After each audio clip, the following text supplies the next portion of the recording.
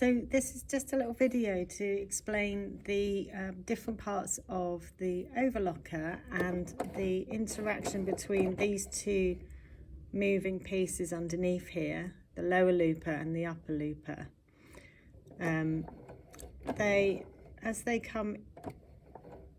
As you do a stitch, so I'm just going backwards and forwards at the moment just to show you how they interact.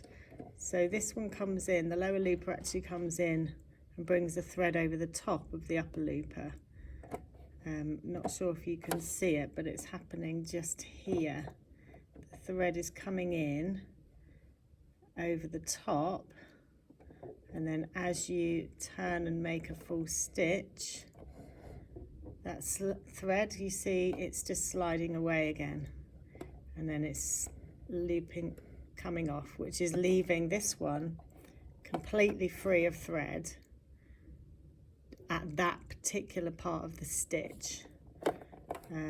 It's quite important to make sure when you're threading the machine that this thread here is not going underneath the thread that's coming to this looper. If it's going underneath, that thread will get caught and then it will pull the whole thing and it will unravel your stitch. The other thing to make sure when you're threading the machine is that this thread here, which is coming from the looper down here, doesn't get caught around this bit either.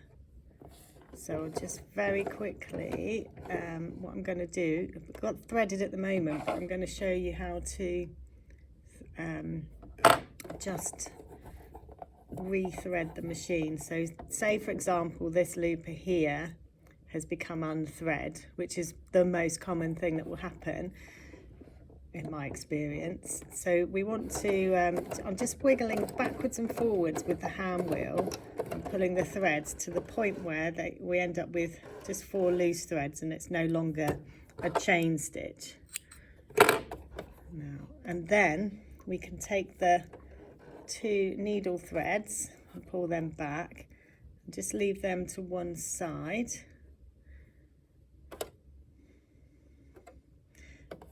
And then we have the 2 threads that are coming from the loopers.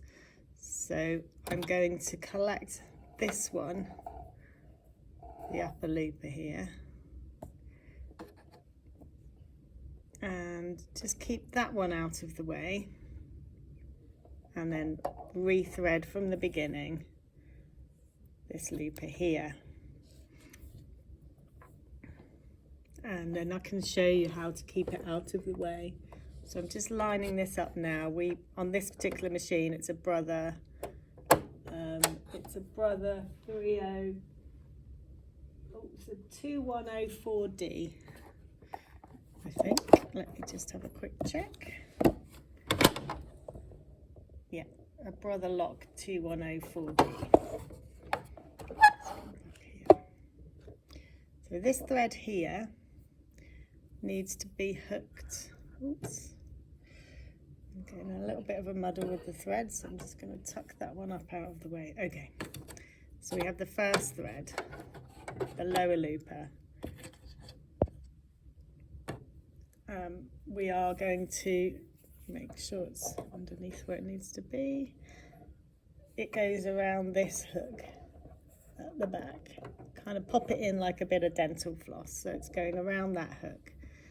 And then it comes through the eye of the needle from front to back.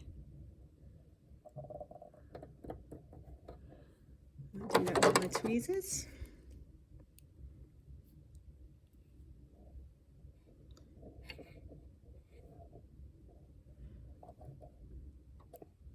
Oh, still not got it.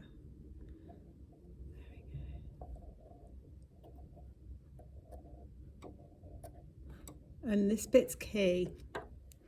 So we have the thread coming through here. Now make sure, because it's got to be pushed through to the back here, as I pull that through to the back, I've got to be really careful with that thread to make sure it's not caught around this side. So I'm just holding it gently, and I can see now it's completely free of this looper here. So I'm just now moving this all out of the way.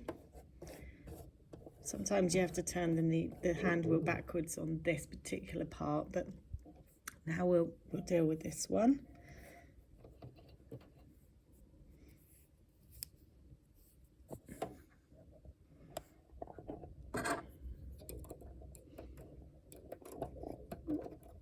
There we go, and that's now being pulled to the back as well.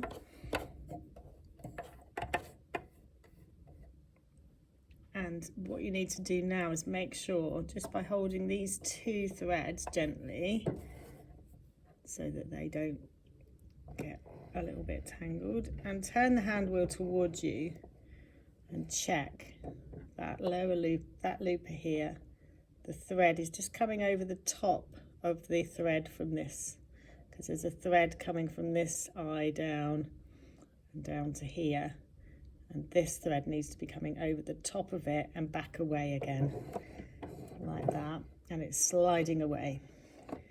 And then actually there's a point where that's completely free of thread. Make sure that the thread from the underneath looper is not going underneath there.